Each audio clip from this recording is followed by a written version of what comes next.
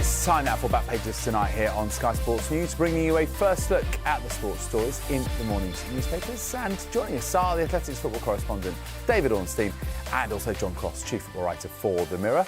Looking forward to chatting, chaps, and we're going to get straight into it as we talk Champions League football. And we've got to start with Liverpool, don't we, after what's happened at that club over the last few days. Let's go to The Guardian, shall we? And I think we knew this might well be a headline, should Liverpool win. No Salah, no problem. But it was a late goal, wasn't it? Dominic Szoboszlai scoring from the penalty spot and handing Slot, as they call it, a precious win. David, let me come to you first. I mean, there is a little irony, isn't it? It came from a penalty, and had Mo Salah been on the pitch, he probably would have taken it. But instead, it was Dominic Szoboszlai, who has been their most consistent and arguably the most impressive player this season, who's got Liverpool not just the win, but also just changed the narrative a little bit around what's happening at the club. Yeah, it was a fitting match winner, David, wasn't it? And he's actually taken Mo Salah's position on the pitch in the last couple of games. Liverpool deserved it, I thought, just about. There were a couple of other really good chances for Ekitike and Conor Bradley in particular. Of course, don't underestimate the fact that they've won away in the San Siro at Inter Milan, who have been flying high in the Champions League and so impressive on the European and domestic stage in recent seasons. It's a really tough place to go in any circumstance, let alone the circumstances that Liverpool have been facing recently in terms of their form and the Mo Salah situation. But it was a pretty composed performance. They made a number of changes to the starting lineup. There was a lack of natural width, I thought, in the team, and that's where Salah would have, of course, normally come to the fore. But there were a number of players who really stepped up. I thought Andy Robertson coming in for Kirkes, again at left back, and various performances throughout the team. Of course, Alexander Isak's still not up to sort of hit the speed you would expect. But they had a point to prove tonight, and it was really symbolic that they managed to do it without Mo Salah. You can imagine the sort of pressure they would have faced, and Arne Slot in particular, if the result had not gone the way they wanted it to tonight and then heading into the weekend's game against Brighton. But now they can go to that one with a spring in their step. Let's see what happens with Mo Salah, whether he's involved or not, if there are farewells, as he sort of suggested in his explosive interview, and then he goes to the Africa Cup of Nations. So, yeah, it's a reprieve for Liverpool. I think they'll be feeling relief tonight as the main sentiment, but they really need to build some momentum and try and quieten down the controversy around the club at the moment. In the Times, the headline is Liverpool catch a break. And indeed, you know, they haven't had many, have they, this season? Fortunate VAR penalty secures vital victory amid Salah after Konate goal chalked off. Yeah, I mean, it was clear that there was a shirt pull. You can't really hide that bit, John Cross. But it was also the fact that, you know, Florian Wirtz just collapsed. He just almost crumpled, didn't he, as he fell to the ground. It was a little theatrical, but spot kick in your mind, despite Inter Milan's vociferous protest. And also, the other question is, do you feel like this performance had a galvanising effect on Liverpool rather than be a bit of a distraction given what's happened with Mo Salah? Well, firstly, David, on the penalty, I do think, what's the phrase we use? Went down a bit easily. I mean, there's no doubt about it. It's a shirt pull. And to be honest, he's just been a bit silly, I think, the Inter defender there. Because why do it? You know, he has actually got his shirt for a period of time, but certainly makes a meal of it. But I actually can understand why it's been given. You can't pull someone's shirt like that in the box. And yes, he goes down very theatrically, but, you know, by the letter of the law, I don't know that you can have too much complaint about it. It probably made up for the hard luck story in the first half on the one really sort of kind of that was disallowed, you know, Konate's moment really when he scores, but there was a judged to have been a sort of a handball, and I have to say under UEFA rules I wasn't expecting anything less, to be honest. But I think they evened it out, and like David, I honestly thought that Liverpool played well enough to deserve that victory. I thought they played really well. I thought it wasn't just a good performance. I thought it was a performance with a message, as you refer to, David, as well, just about how that team came together. I think they looked united. They tried to put on a united front.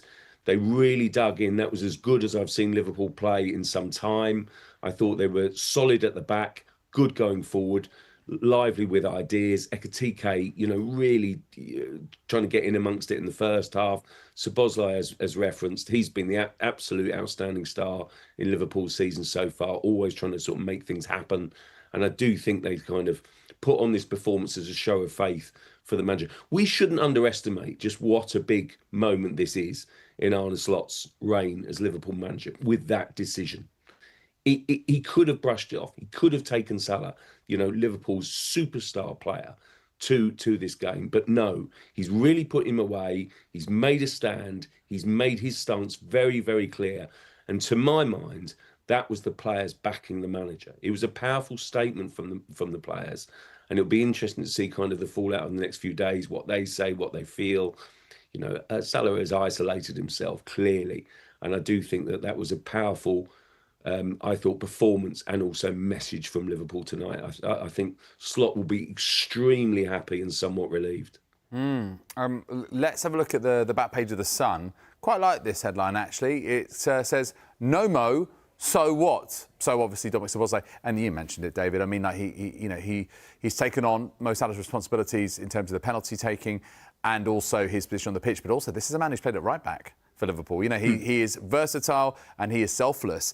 But also, I just sort of wonder, is this a case of a little bit of out of sight might help Mo Salah be out of mind for Liverpool, given that whatever happens in the Brighton game, then off he goes with Egypt to the Africa Cup of Nations. It sort of means that the potential for distraction for this to drag on isn't quite so present, isn't quite so front and centre for Liverpool as they just try and get on with things in the Premier League. Well, Liverpool were at pains to point out that this wasn't a disciplinary decision. It was taken by the club for sort of common sense in the best interests of all parties. And when you look at how tonight has panned out, it probably was for the best. But I think we need to remember Mo Salah is one of the greatest players in the world and certainly has been in recent years, right up until last season when he led Liverpool to the title with a standout performance throughout the campaign. And he's been setting records and setting the Premier League alight for so long. So there needs to be respect kept on his name, and we shouldn't be writing him off just because Liverpool have won tonight and they're in a tough moment, and his controversial comments that puts uncertainty over his future. And it is him that has done that, because Liverpool committed to him with a new 2-year contract. The sort of message coming from Anfield is that they want him to stay. That's always been their intention. But of course, the ball is now in his court over what he wants to do. And if he wants to go, they're going to have to all try and bring themselves together and sort something out in January. Or is there a sort of resolution that's found that allows him to be reintegrated and stay? That does feel a bit remote at the minute. I think the current status quo is unsustainable. And in the meantime, you do get some breathing space with Salah going off to the Africa Cup of Nations. And it's a chance for those that are left behind to, using your words, galvanise. And clearly Liverpool are putting all their eggs for the time being in the Arne Slot basket. They've backed him vociferously and they intend to stand by him as far as we know. And that's why, as John points out, tonight was such a seminal moment. And they've got strength across the team. Szoboszlai's right to be getting his plaudits, but, Curtis Jones was magnificent tonight. Joe Gomez, as he changed both fullbacks. Konate, it was a bit of a towering performance amid the criticism he's got and the uncertainty over his contract. The structure looked good and there's something to work upon there. But all I'd say is if Mo Salah does come back in, whether it be Brighton or in the future, he really should add to Liverpool, because they don't have a player of his quality and experience. And perhaps that's what he was getting at in terms of being left out for 3 games in a row, which was strange. You understand his frustration. But I think, as Thierry Henry has said on television tonight, probably wasn't the best way to go about it. And that's kind of what's caused the flare-up that's led to Liverpool's action right from the top of the club.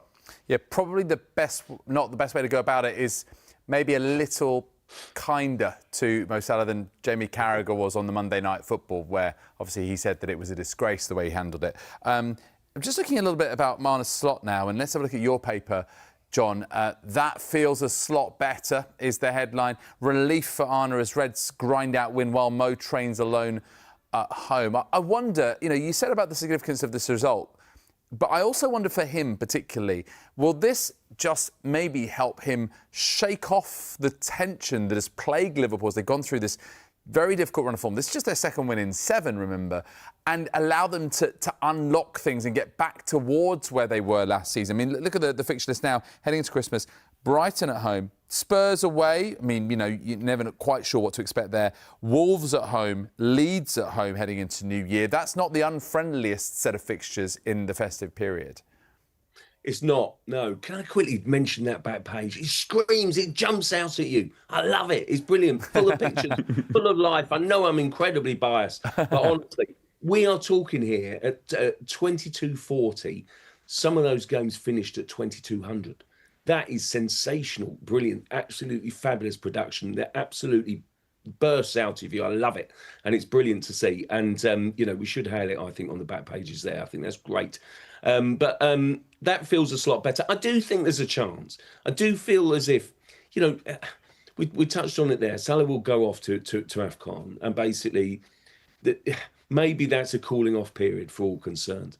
Maybe David's absolutely right to point to how magnificent Salah has been for Liverpool Football Club, and I was talking to my nephew earlier, who's sort of a massive Liverpool fan, and he's just, every time I sort of, I'm really sure about sort of kind of the way he's reacted, and honestly, he's fighting sort of Salah's corner as much as anything, really, because there's still that loyalty and love and appreciation for the player. And that's what every Liverpool fan will be, heartbroken about and disappointed about. And so I think you probably need that cooling off period. Within that cooling off period, you've got, without being too dismissive, you've got some winnable games there. Brighton, I think, may be the exception. They're always difficult opponents. But I do feel that as if Liverpool, when you look at how bunched up that Premier League table is, you will never convince me that, Liverpool can't come back and finish comfortably into the Champions League places. I do think the title is probably a tall order, but if they click and if they work, and we see bits of Wirtz when he comes on tonight and when he gets going, if Isak ever gets up to speed this season, then Liverpool are still a force to be reckoned with. And I do think the point is that Slot has had so many setbacks, but by making this statement, by taking this stance, by almost getting the players on side, I think the fans are with him as well over this issue. I think they back him as much as it hurts with Salah. I do think there's an opportunity in the next few weeks for Liverpool to maybe get the momentum going that they've not been able to encapsulate, since the end of August, frankly. They've just not put, wins together enough. And that's what they'll be searching for. That's what they need this period to get going again, to galvanise again. In the Daily Express, the headline is Reds get mojo back. Szoboszlai spot on in Salah's absence to give Slot a precious boost. But there are obviously a couple of other games we need to talk about. Cud and thunder for Spurs. Obviously, Mohamed Kudus, who scored their second goal, the first penalty before Xavi Simons got the third after the own goal that gave Spurs the lead. David, what's happened to Thomas Frank's side? That's 2 wins in a row at home, 5 goals scored, none conceded. Corner turned? Remarkable consistency, judging by the recent standards at the Tottenham Hotspur Stadium. But, in Europe, their record's been excellent, obviously, with the Europa League win, and they've carried that into this season. They're well placed in the Champions League group stage. I think Spurs would concede they've not had the sort of toughest run of fixtures so far in the European competition. However, that's going to ramp up in January with Borussia Dortmund to come, and I think Mickey van der Ven is suspended for that game. But this will be a timely boost, of course, coming off the back of a victory over Brentford, who haven't had the best time of it on the road of late, but are a really good side, Thomas Frank's former team. And so tonight was pretty convincing against one of the worst teams in this season's group stage, and it will do good things for the confidence of the likes of Kudus, who's been one of their most impressive performers, and Xavi Simons, who's now got a couple of goals and an assist in 2 games. They're finding a bit more cohesion. They look better than they were previously at home. But I would say let's judge them when they're facing tougher tests, because they are to come. Although, like we talked about Liverpool there, Spurs do have a reasonable run of fixtures coming up. One of the games is actually against Liverpool, which is quite exciting. Yeah, that's right. It's their next home game, David. I do wonder, actually, I was being a little facetious, wasn't I? 5 goals scored, none conceded, corner turned. But I think I wonder, John, Brentford have been very poor away. Slavia Prague, as David said, one of the weakest teams in the Champions League, in the league phase this season. But are there things there that Thomas Frank can sort of hold on to that just form the kernel of something he can base as a baseline for the rest of at least this run into the festive period? Like, are there real positives there that he can really jump onto? Yeah, look, I do think that it's been a difficult season for Thomas Frank, and I think Spurs fans are really divided on him. I think largely about style of play, but I do think if you look at that squad, I probably thought it was better than it's actually proved to be. And I think that the squad has clearly got deficiencies and weaknesses in it. And I think it was always going to be a rebuilding process. One thing I would absolutely point to is that Tottenham, I know they played a game more than some of the teams in the league phase and competition right now. But if they qualify, and I'm not necessarily even talking about top eight, but if they qualify for the knockout stages, bearing in mind where they came from last season, I think a few Spurs fans, will probably think, actually, we're into the Champions League knockout. This is a bit of an opportunity. We're building and, throwing it forward from last season when it was an absolute disaster. Yes, they finished with a European trophy, but it was nowhere near good enough. And anyone that thinks that basically you can go from, sort of kind of finishing 17th, being on the verge of a relegation scrap, to suddenly being a force to be reckoned with and in the top four, I think is probably, stretching a little bit. I actually thought Spurs might do better than they are doing this season. It's all about consistency, getting a bit of momentum. And I think this will be, a powerful result again for Thomas Frank. Not the best opponents, but it's all about kind of getting that winning feeling going again, in my view. Yeah, maybe this is the start. OK, thank you, gents. We'll take a quick break. When we come back, we'll look at more of the sports stories in the morning newspapers, including Mark Ramprakash's column in The Guardian, slip-sliding away, England's Ashes dogma is scrambling minds of the next cricketing generation. See you in a couple of minutes.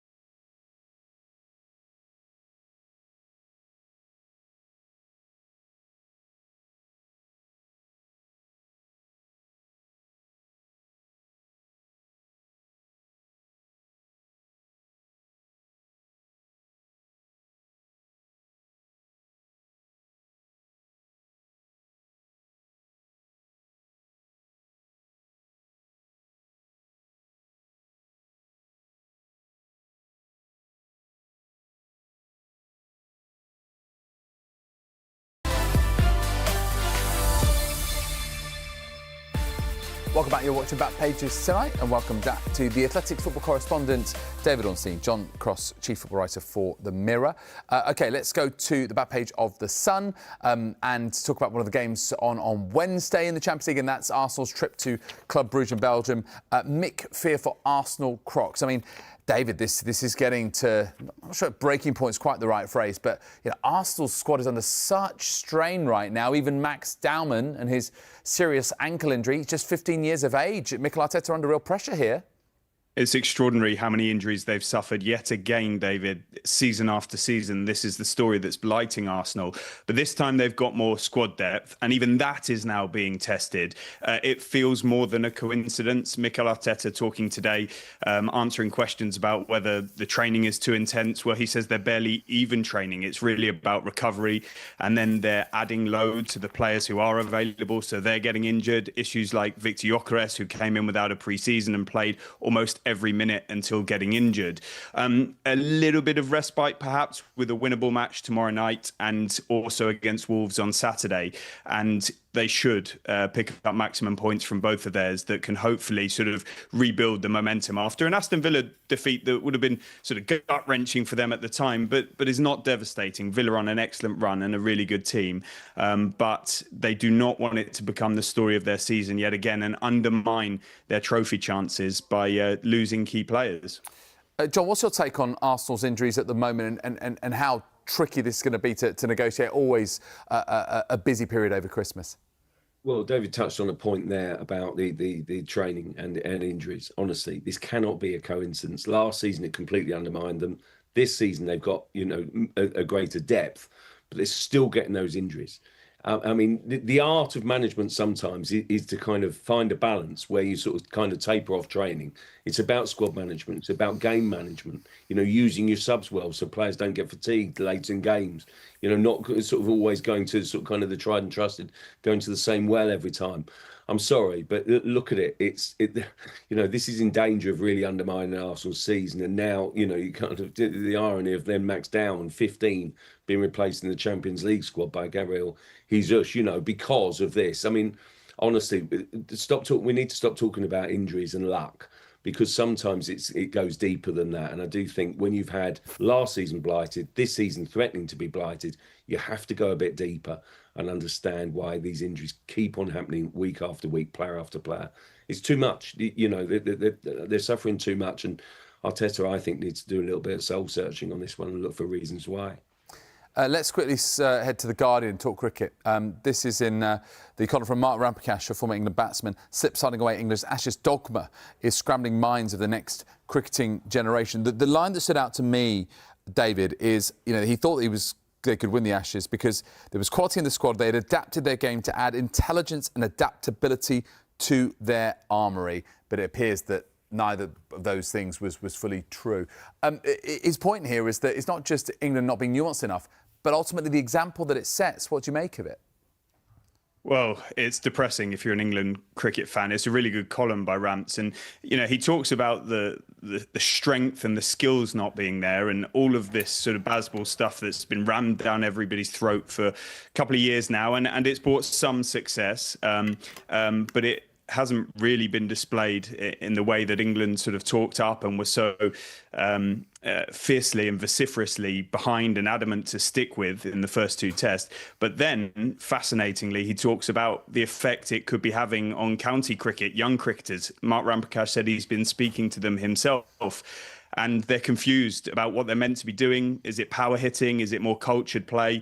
We grew up in an era where Test cricket was such a focus, and it's not anymore. It's the shorter form, and that could have a real impact on the legacy and the future of England cricketers. And if this Test series is anything to go by, it's of serious concern. Not taking away anything from how good Australia is, but England and the ECB need to take a really hard look at themselves on the style being implemented and plot a way forward that's better than what we're seeing at the moment.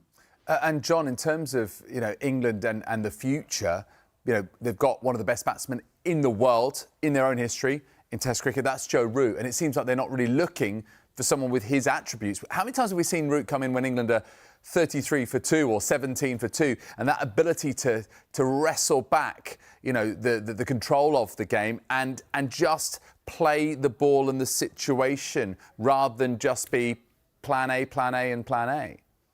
Yeah, it can't always be him, can it? It can't always be, looking to one person. I mean, so many players have underperformed. People taking sort of kind of Harry Brook to task, and various reasons behind it.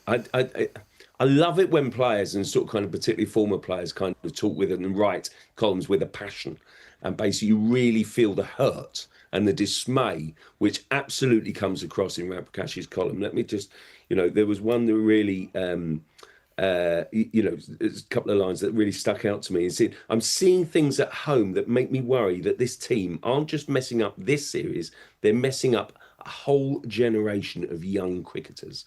And I tell you what, I can't agree more with him on that, because we went into this Ashes, and okay, we always know when we go to Australia, it's always going to be tough. But I do think we thought we'd have a chance, and yet we've been blown away already. Yeah, and still 3 tests to go. Let's hope that England can avoid at least a 5-0 series clean sweep. That would be very painful indeed. David and John, thank you very much indeed. Really appreciate your company tonight. We'll see you again soon. If you missed any of the show, another chance to see Back Pages tonight, 1:30. Show also available as a podcast. Just download Back Pages, Apple, Spotify, wherever you get your pods. Big story tonight. No Salah, no problem. Liverpool win in the San Siro.